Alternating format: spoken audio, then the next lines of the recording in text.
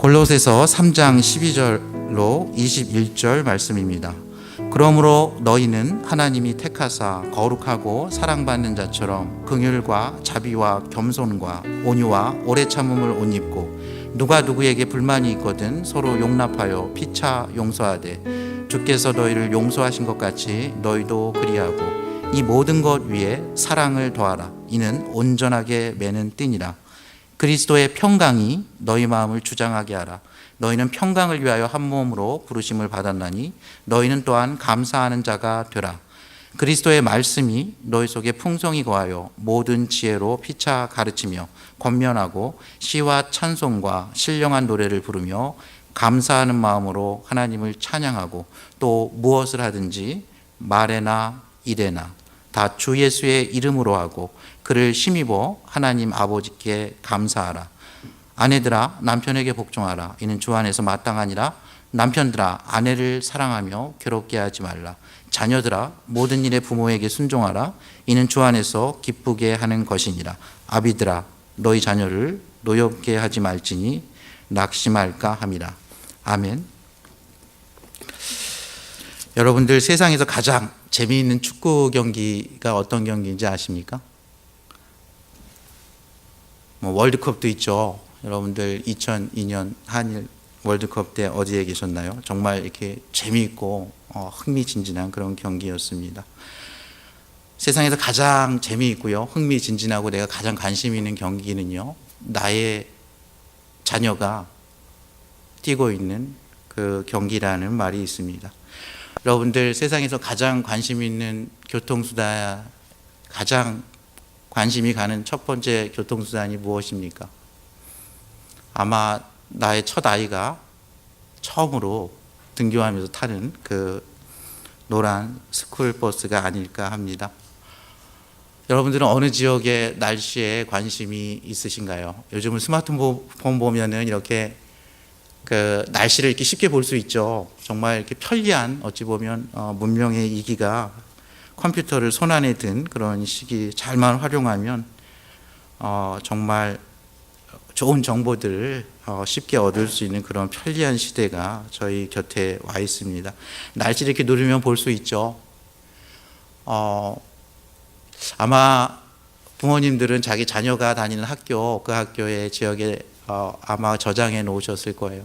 저만 해도 지난주에 통 보지도 않던 그 펜실베니아의 어떤 지역의 날씨를 보기도 하고요. 워싱턴 DC 지역의 날씨도 보기도 하고, 뭐 한국은 크게 편차는 크지 않지만요. 어떨 때는 충주의 날씨를 보기도 합니다. 천안의 날씨를 보기도 하고요. 서울의 날씨를 보기도 하죠. 여러분들의 그 스마트폰, 여러분들의 눈과 마음은 어느 지역에 가 있는지 묻고 싶습니다. 부모가요, 자신이 뛰는 그 자녀의 축구 경기를 보면요, 이 전체 경기를 응원하는 것 같지만 사실은요, 한 눈은요 계속 자녀를 보고 있습니다. 자녀가 그냥 벤치에 앉아서 벤치를 덮이고 있건 막 실수를 해가지고 막 이렇게 어떻게 보면 막 좌절하는 그런 순간에나 정말 이 승리의 환희의 순간에 아마 부모님들은 그 자녀에게서 눈을 떼지 못합니다. 그가 그 유니폼을 입고 그 자리에 앉아서 있다는 자체가 정말 자랑스럽기도 하면서 대견하기도 하죠. 그러면서 실수했을 때 안타깝기도 하고 팀이 승리하면 같이 기뻐하기도 하고, 여러분들 그 방청석에 있는 분들의 공통점이 무엇인지 아시죠? 거기에 그분들은 누군가의 어머니나 아버지라는 그런 사실입니다. 오늘 사도 바울은요, 골로새 교회 성도들에게 그럼 구원받은 우리가, 하나님께 사랑받은 우리가 어떻게 살아야 하는지에 대해서 말씀하고 있으면서요, 너희가 하나님께서 친히 택하신 자녀들이다. 너희는 하나님의 거룩하고 사랑받는 자이다 라고 먼저 말씀하고 있어요. 너희가 하나님의 선택을 받은 하나님의 자녀다. 너희는 하나님의 사랑을 입은 하나님의 자녀다. 너는 하나님께서 거룩하게 구별한 하나님의 백성이기 때문에 너희는 이렇게 살라고 이렇게 말씀하는 구절입니다. 여러분들, 거룩하다는 말, 이렇게 떼어서 구별했다는 말이에요. 세상에 많은 사람들 중에서, 세상에 많은 어린이들 중에서 하나님께서 우리 집에 이 아이를 딱 이렇게 선물로 이렇게 딱 보내주신 거죠. 내가 너에게 맡긴다. 세상에 정말 많은 사람들이 있습니다. 다 어찌 보면 죽을 수밖에 없는 그런 영혼들인데 하나님께서 무슨 은혜인지, 무슨 긍휼인지, 무슨 사랑인지 마치 에서 대신 야곱을 택하듯이 저와 여러분을 이렇게 택하셨어요. 그리고 저희를 이렇게 부르시고 양자 삼아 주셨죠. 하나님의 아들과 딸 삼아 주셨어요. 저희의 수준은 형편이 없는데 하나님께서 이렇게 옷을 입히십니다. 오늘 옷을 입히시는데 하나님께서 긍휼과 자비와 겸손과 온유와 오래 참음을 옷 입어요. 여러분들 그 고등학교 가면요, 구기 종목 이렇게 들어갈 때 트라이아웃을 합니다. 아이들이 얼마나 이렇게 긴장하는지 몰라요. 연습도 정말 많이 하고요. 운동 안 하던 친구들도 그때는 막 이렇게 자기 몸을 만듭니다. 그래가지고 그 트라이아웃을 그 아주 세게 하는 학교들이 있거든요. 그러면은 그걸 통해 가지고 거기 이렇게 선발이 되면 제일 먼저 유니폼을 줘요. 그러니까 옷을 딱 입습니다. 그러면 이 옷이 보통은 이 맞춘 옷이 아니기 때문에 아주 보통 아주 큽니다. 아주 커요. 그래서 저희가 보기에는 좀 안 맞는 옷을 입은 것 같은 걸 금방 알아요. 근데 아이들이 그걸 얼마나 자랑스러워하는지 모릅니다. 그 옷을 입고 학교를 가는 날 보면요, 제가 어쩌면 오늘은 저희 아이 얘기 좀 할지 모르겠는데 너무 자랑스러워해요. 그날은 눈빛이 다릅니다. 얼굴이 이렇게 살아있어요. 먼저 일어나 있는 날이죠. 아주 그 아이로서는 아주 그 흥분되는 날인 것 같아요. 그 옷이 보면은 전에 선배들이 입었던 옷 이렇게 대물려 받는 거거든요. 애들이 졸업할 때쯤 되면 그 옷이 맞겠죠. 근데 참 잘 안 맞는 옷을 입는데 저희가 하나님의 자녀로 이렇게 처음에 부르심을 받잖아요. 그러면 우리 안에 하나님의 그 은혜에 저희의 머리끝부터 발끝까지 저희의 입술이 손가발이 얼마나 안 어울리겠습니까? 하나님의 긍휼에 비하면 저희가 가지고 있는 긍휼 너무 보잘것없을 것입니다. 하나님의 사랑에 비하면 저희는 너무 사랑이 없을 때가 있죠. 하나님의 그 낮아지심, 다음 주 대강절인데요, 하나님께서 인류를 구원하시기 위해서 인간의 역사 가운데 그 전지전능하신 창조주 하나님이 아기 예수의 모습으로 오신 그 날입니다. 하나님의 그 낮아지심, 비천해지심, 겸손에 비하면 저희는 마음이 얼마나 높은지요. 하나님의 온유에 비하면 저희는 얼마나 자기 자신을 주장하는지요. 하나님의 오래 참음에 비하면요, 저희는 얼마나 자기 자신을 드러내는지 모릅니다. 근데 하나님께서요, 택하시고 나서 옷을 입혀주셨어요. 그리고 너희가 이 옷을 입었고 너희가 이렇게 살라고 얘기를 하는데, 첫 번째는 누가 누구에게 불만이 있거든 서로 용납하여 피차 용서하고 주께서 너희를 용서하신 것 같이 너희도 그리하라는 겁니다. 용서를 하라는 거예요. 그리고 용서 위에 이 모든 것 위에 용서하고 용서했으니까 끝났다. 나 이제 껄끄러운 거 없어. 내가 용서까지 했는데 하면서 끝내지 말고 그 위에 또 사랑을 이렇게 더하래요. 옷 입는 걸로 따지면요, 마지막 벨트를 사랑으로 딱 조이라는 거예요. 계속 그 사람을 용서하고 끝내는 것이 아니라 계속 사랑으로 그를 위해서 기도하고 그를 위해서 대하고 또 그렇게 온전하게 점점 만들어가라고 얘기했습니다. 여기서 누가 누구에게 불만이 있거든이라는 말 있죠. 여기서 불만이라고 번역을 했는데요, 이것은 여기서 용서하라는 말 있지 않습니까? 이 용서하라는 말은요, 우리가 주기도문에서 나오는 우리가 우리에게 죄 지은 자를 용서한 것 같이 우리가 우리에게 죄 지은 자를 용서하게 해 주시옵소서, 이렇게 기도하는 주기도문이 있지 않습니까? Forgive us our debt 하면서 우리의 죄를 탕감해 달라는 그 용서하고 다릅니다. 용서하다라는 말이요, 성경에 두 가지가 나오는데 하나님이 용서하는 그 용서가 아니에요. 여기서는 하나님께서 우리의 죄와 허물을 이렇게 탕감해 주는 거 있죠. 나중에 하나님 나라 가면 하나님 저 죄송했어요. 그때 제가 하나님께 좀 불충했네요. 그때 하나님을 믿지 못했어요. 그때 하나님의 존재를 제가 부인했죠. 그때 제가 하나님과 반대 방향으로 치닫고 있었어요. 하나님께 불만이 많았습니다. 이렇게 얘기해도 하나님께서 뭐라고 말씀하시는지 이사야 선지자가 얘기했어요. 내가 그것을 기억지 못한다 그랬어요. 하나님께서 이 기억이 없는 거예요. 이게 도말한 거예요. 완전히 탕감된 거예요.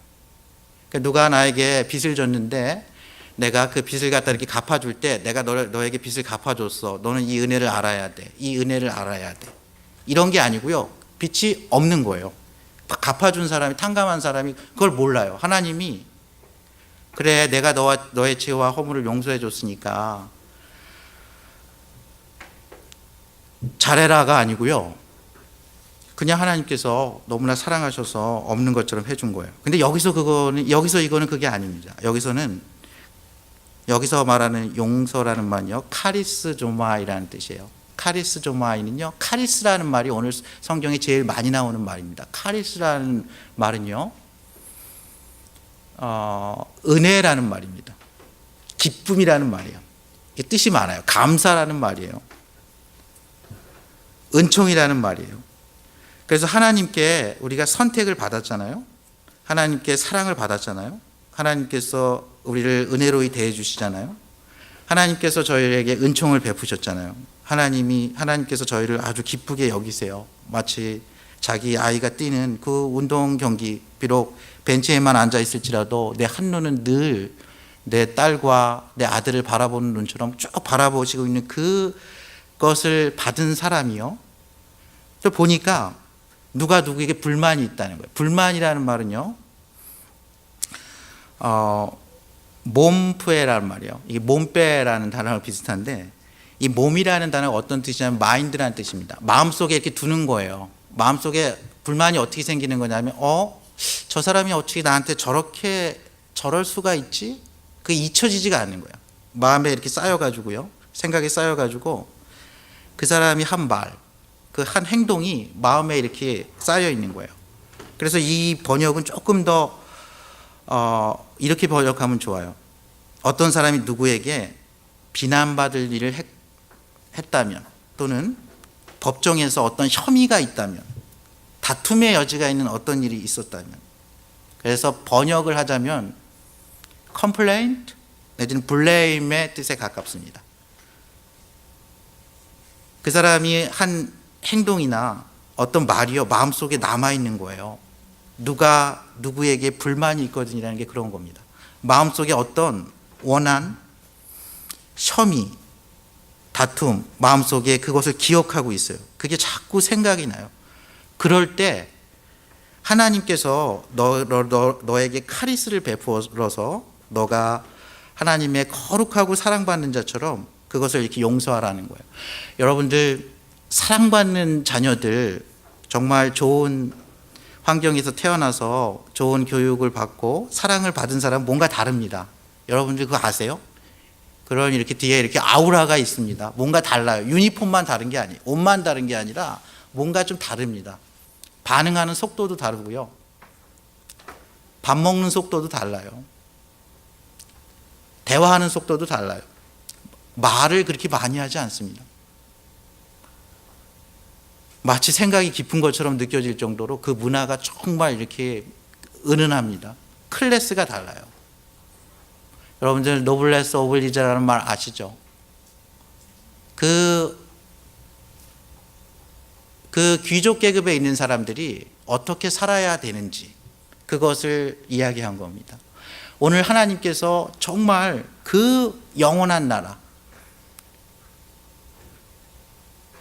그 아들의 나라, 그것으로 초대하셔서 저와 여러분을 너는 나의 사랑하는 딸이다, 나의 사랑하는 아들이다 그러면서 하나님께서 저희에게 그 클래스에 맞게 저희를 옷을 입혀주시고 저희를 다듬는데 첫 번째 얘기하는 게 너희에게 어울리지 않는 게 있는데 너희 안에 마음 깊은 곳에 어떤 원한, 불만, 다툼의 여지가 있는 것, 비난거리가 되는 그런 사람이 너가 있으면 그게 너의 표정에, 얼굴에, 너의 스타일에, 우리의 클래스에 어울리지 않기 때문에 첫 번째 얘기한 게요.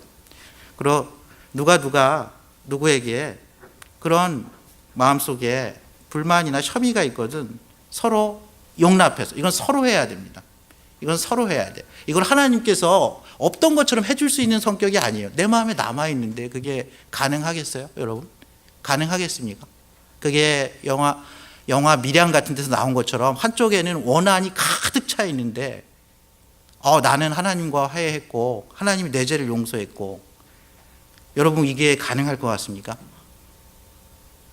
이것은요, 서로 관계에 있어서 너가 남은 인생을 하나님이 택하셔서 거룩하고 사랑받는 자처럼 살려면 제일 먼저 해야 될 게, 누가 누구에게 불만이 있거든 서로 용납하라는 거예요.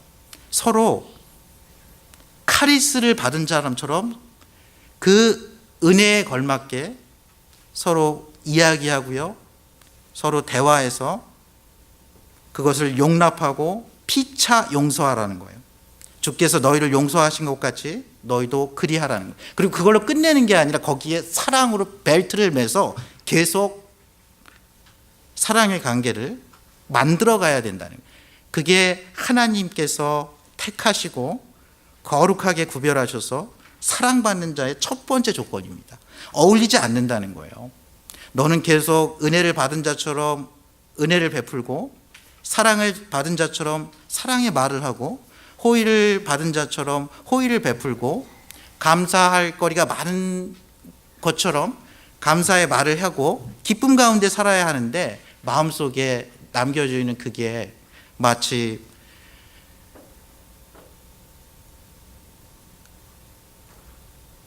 운동 경기를 해야 되는데 모래주머니를 달고 뛰는 것 같은 그런 그 모습이 맞지 않다는 거예요. 그래서 내 안에 어떤 불만이 있거든, 이것은 공동체 안의 불만이에요. 믿지 않는 사람들과의 그런 불만이 아니고요, 이게 전체는요 골로새 교인들에게 얘기하는 거예요. 그러므로 너희는 하나님의 택하사 거룩하고 사랑받는 자처럼 긍휼과 자비와 겸손과 온유와 오래 참 먼저 옷 입어요.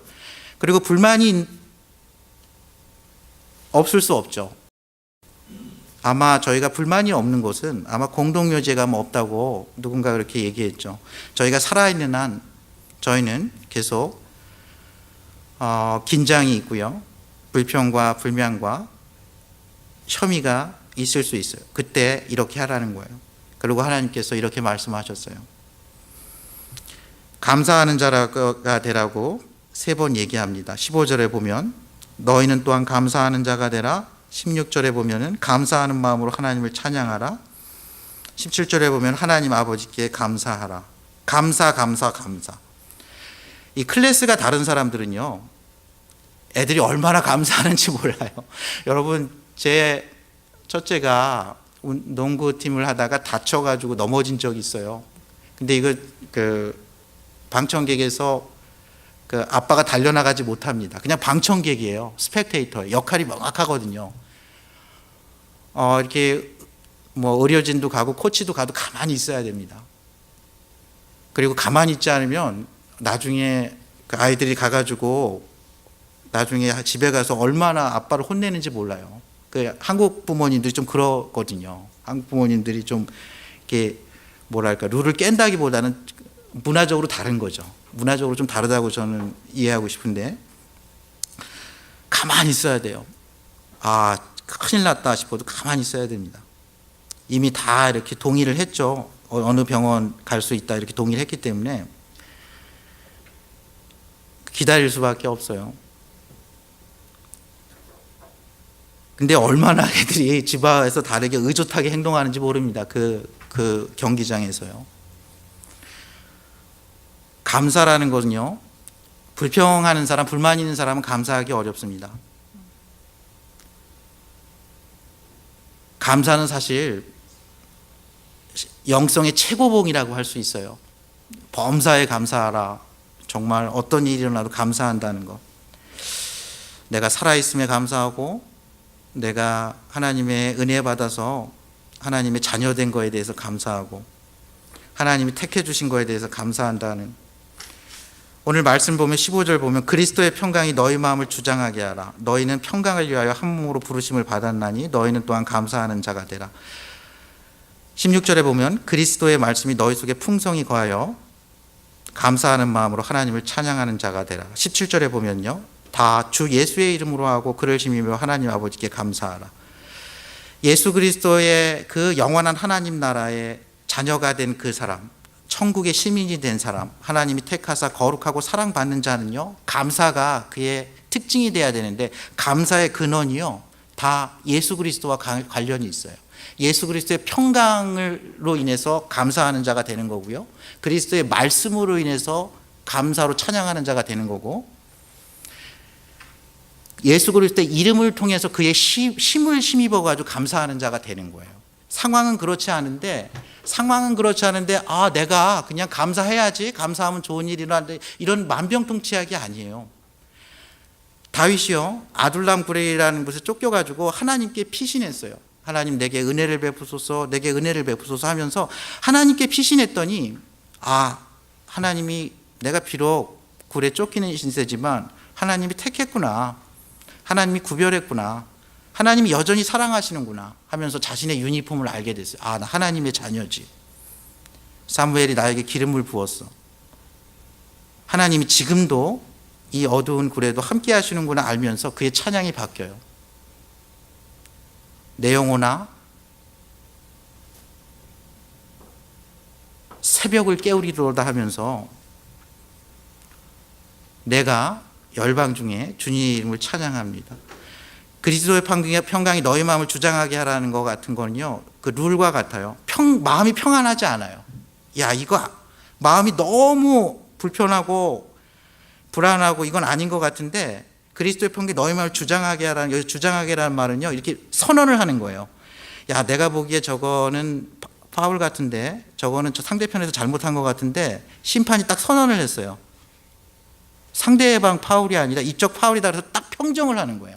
그게 그리스도의 평강이 너희 마음을 주장하게 하라는 거예요. 이게 무슨 얘기냐면, 하나님께서 이 모든 상황을 다 알고 계시다는 거예요. 너의 마음도 알고 있고, 너의 불만도 알고 있고, 너가 용서하지 못하는 마음, 너 마음속에 있는 거 다 안다는 거예요. 너의 미래가, 내일이 하나님께 달려있다는 걸 알기 때문에 그리스도의 평강이 너의 마음을 주장하면, 너는 그걸로 인해서, 그 상황은 동일하지만 내가 보기에 저거는 잘못된 판단인데라고 해도 그 심판의 엄파이어의 그 룰에 너의 마음을 맡기라는 거예요. 그 상황을 맡기라는 겁니다. 그리스도의 평강이에요. 그리스도의 평강.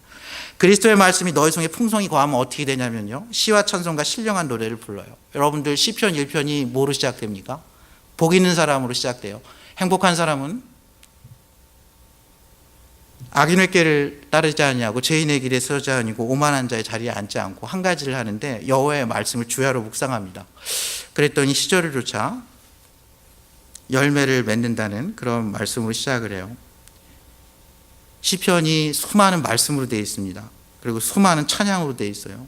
수많은 기도로 되어 있어요. 시편의 마지막은요, 찬양으로 끝납니다. 할렐루야로 끝나요. 하나님을 찬양하라, 목소리로 찬양하라, 탬버린으로 찬양하라, 비파와 석으로 찬양하라, 호흡이 있는 모든 자들아 찬양하라고 끝납니다. 여러분들 하나님의 말씀으로 여러분들이 피신하잖아요.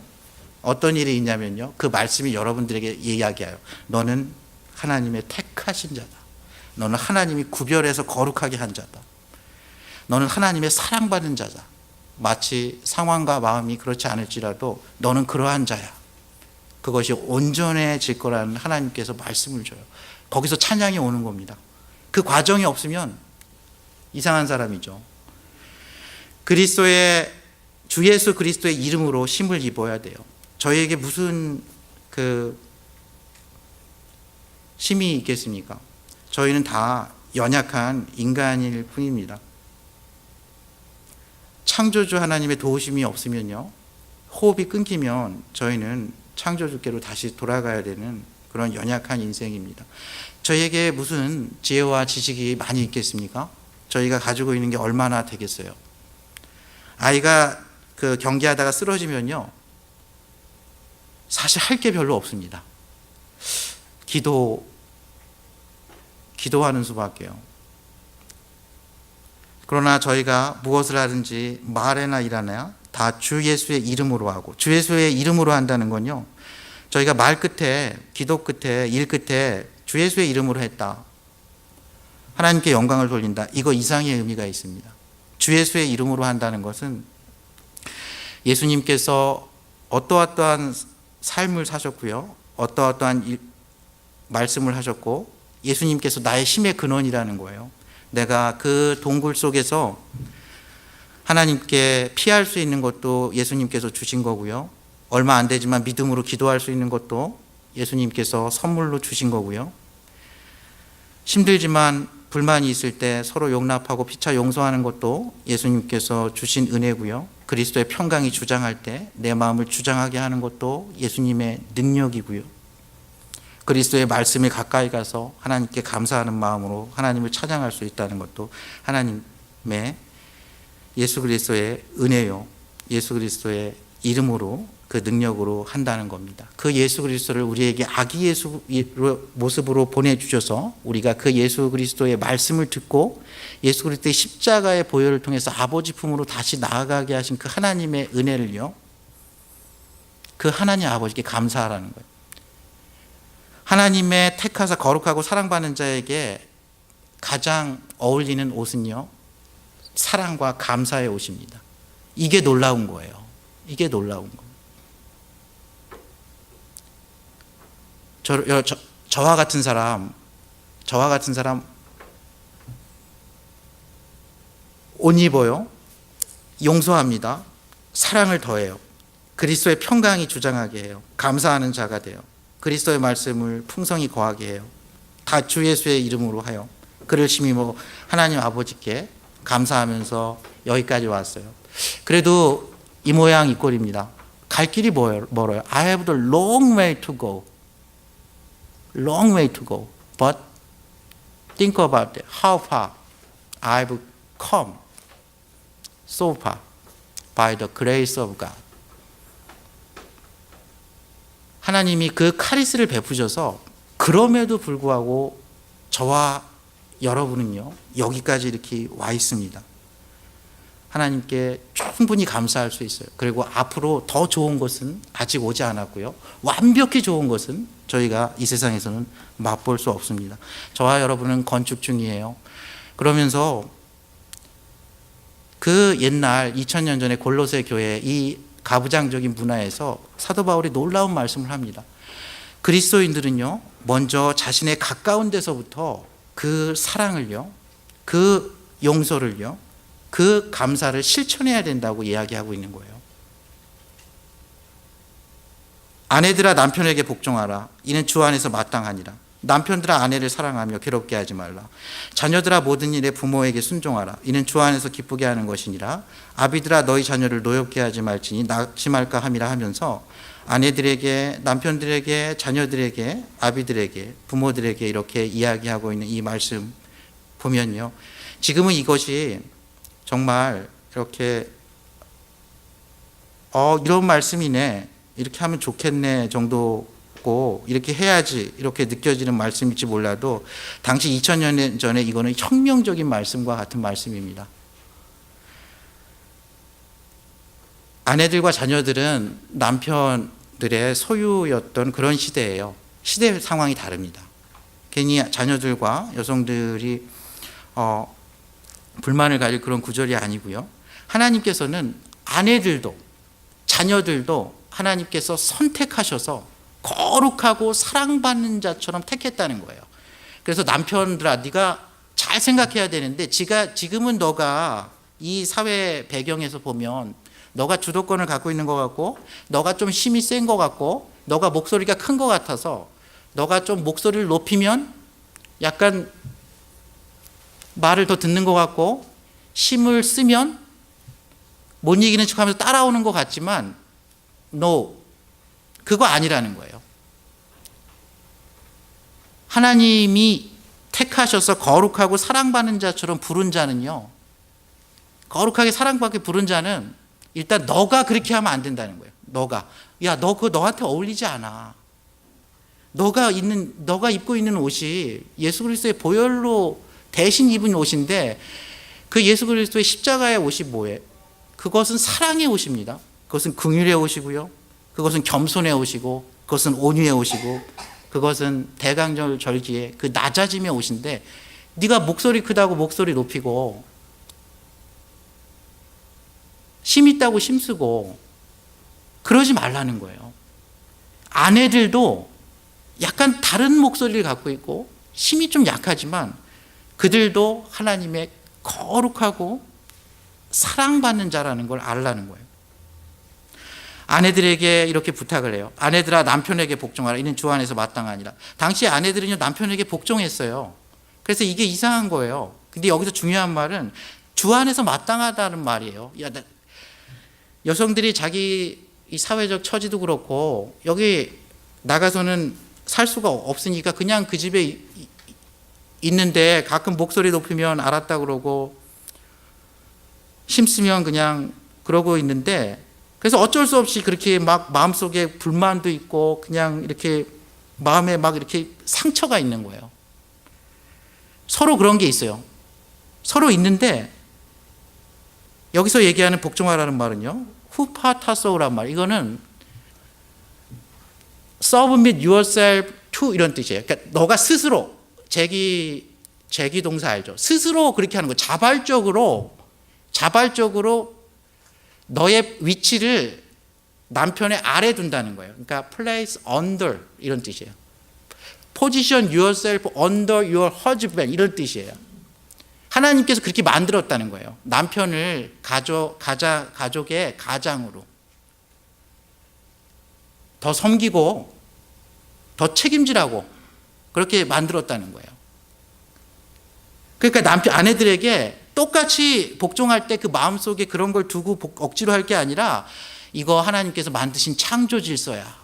너가 스스로 남편에게 복종하라는 겁니다. 남편의 사랑의 언어는 그거예요. 남편은 아내가 자신을 청종하길 원합니다. 자신에게 순종하길 원해요. 내 목소리가 커서가 아니라요. 내가 힘이 더 세기 때문이 아니라 내가 똑똑하고 경제력이 있어서가 아니라 남편이기 때문에 하나님께서 짝지어 주신 돕는 배필이기 때문에 하나님의 은혜 받고 하나님께서 택하사 거룩하고 사랑받는 자로 남편을 삼아줬는데 나의 포지션이요. 운동 경기 하다 보면 다 포지션이 다릅니다. 가끔가다 아들이 잘하면요. 아들이 올라운드 플레이어가 됐으면 할 때가 있어요. 근데 그걸 안 해요. 제가 봐도 보이는 그런 플레이를 안 해요. 그럼 집에 갈 때 제가 막 얘기합니다. 근데 룰이 있다는 거예요. 코치가 자기의 역할을 딱 이렇게 했기 때문에 할 수가 없다는 거예요. 그럼 결국은 제가 이제 코치에게 얘기해야 되는데 얘기를 하는 경우도 있고 안 하는 경우도 있었습니다. 이런 얘기예요. 남편들은 아내를 사랑하며 괴롭게 하지 말라. 너가 이미 사회가 남편들이 목소리를 좀 내고 힘 좀 쓰는 거 다 인정하지만 괴롭게 하지 말라는 거예요. 너한테 어울리지 않는다는 거예요. 그리고 아내가 하나님의 사랑받고 하나님이 택하시고 거룩한 옷을 입고 있는데 귀하게 여겨야 되지 않겠냐. 남편하고 아내가 싸우면요. 남편이 더 목소리가 크기 때문에 아내가 더 마음에 불만이 더 많을 수는 있지만 둘 다 상처를 받습니다. 둘 다 깨져요. 둘 다 깨지고요. 연약한 사람이 좀 더 많이 깨지겠죠. 요즘은 뭐 남편이 그렇게 약하다고 할 수 없는 시대지만 이 시대 상황은 그랬던 거예요. 당시에 자녀들은요. 부모에게 어쩔 수가 없었어요. 그래서 자녀가 정말 이건 아니다 싶을 때 막 자신의 감정으로 막 이렇게 대하다 보면요. 자녀가 마음에 쓴뿌리가 생겨요. 자녀가 이렇게 노엽게 되는 거예요. 자녀가 굉장히 이렇게 낙심합니다. 이게 dishearten이라는 뜻이에요. discourage. 마음속에 아이들에게는 놀라운 그 자생력이 있거든요. 아이들은 놀랍습니다, 여러분. 아이들은 우리가 걱정할 거 걱정 안 해도 돼요. 나이가 들수록 자생력이 떨어져요, 사실. 우리는 나이가 들면 지혜로워져요. 그 대신 신체적인 자생력이 떨어집니다. 날씨가 추워지면요. 자녀들이 넘어지는 건 걱정 안 해도 돼요. 회복됩니다. 그러나 나이가 들면은 이 낙상이라는 게 만만치가 않아요. 근데 자녀들에게 보이지 않는 상처는요, 깊은 곳에 오랫동안 남아 있습니다. 부모들에게 이야기하는 거예요. 너가 키도 크지, 목소리도 크지. 모든 걸 다 갖고 있는 것 같지만 기억하라. 너의 자녀는 하나님이 친히 택하셔서 예수 그리스도의 보혈로 거룩하게 구별해서 사랑받는 자다. 그렇게 대우하라는 거예요. 자녀들에게도 그렇게 얘기해요. 억지로 네가 어쩔 수 없어서 그래 이때까지 부모에게 순종하자. 이제 내가 대학 가면 이제 자유다. 이럴 게 아니라 그 자체가 주 안에서 아주 기쁜 일이라는 거예요. 하나님께서 포지션을 그렇게 만들었다는 거예요. 부모님의 그 아래에 두었다는 거죠. 그렇게 둔 거예요. 사도 바울은 이렇게 살기를 원했어요. 이것은 놀라운 지혜입니다. 최근에 나온 사랑의 5가지 언어라는 그런 책에 해도 견줄만 할 만큼 놀라운 지혜예요. 여러분들 사도 바울이 결혼도 안 하고 미혼이잖아요. 남편 된 적이 없어요. 부모 된 적이 없어요.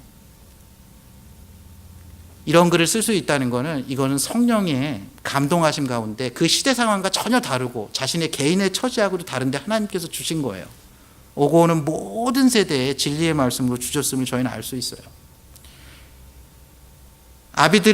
부모들의 사랑의 언어는요, 자녀가 자신의 말을 잘 듣고 자신을 기쁘게 생각하는 겁니다. 자신을. 당신이 나의 부모여서 너무 기쁩니다. 감사합니다. 부모의 사랑의 언어는요, 자녀가요, 자신의 말에 귀를 기울이는 거예요. 비록 한계는 있지만 부모가 자신을 위해서 노력하고 기도하고 있다는 것을 인정해 주는 거예요. 여러분들, 아내들의 사랑의 언어는 무엇인지 아십니까? 그리스도가 그 허물 많은 저희를 안고 인내하고 참았듯이. 사람이 다 그렇지 뭐. 하나님께서 노아를 심판하시고 다시는 무지개로 심판하지 않는다면서 그렇게 얘기했어요. 사람이 다 그렇지 뭐. 어렸을 때부터 생각하는 게 다 그렇지 뭐 하면서 그냥 이렇게 품고 안아주셨어요. 다시는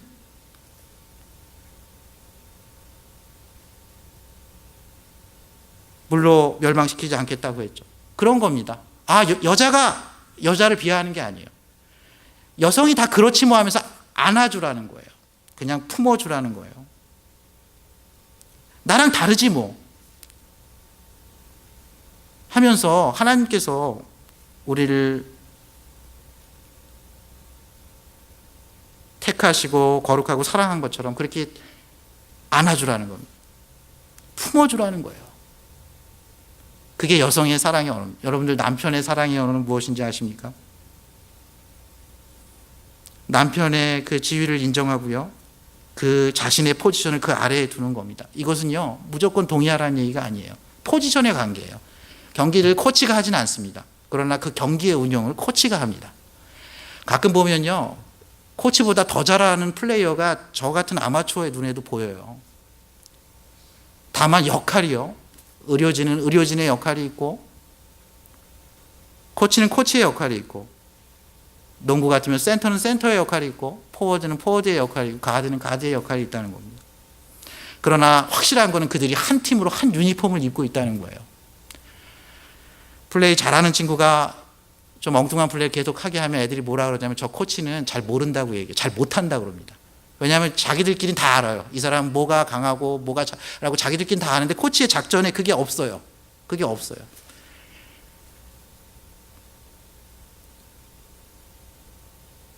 오늘 사도 바울은 저희에게 이렇게 이야기하고 있습니다. 저와 여러분은요, 하나님이 세상의 많은 사람 중에서 택하신 하나님의 자녀입니다.